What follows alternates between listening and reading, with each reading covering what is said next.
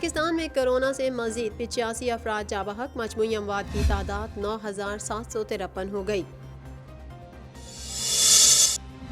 بانی پاکستان کا یوم پیدائش ملی جوش و جذبے سے منایا گیا، صدر مملکت کا قائد اعظم کو خراج تحسین۔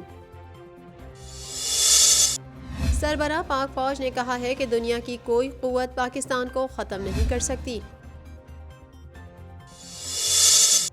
پاکستان میں مسیحی برادری نے کرسمس کا تہوار جوش و خروش سے منایا، وزیر اعظم عمران خان کی مبارکباد۔ پاکستان کے بالائی اور وسطی علاقوں میں بارش اور برف باری کی پیش گوئی، سردی کی شدت میں اضافے کا امکان۔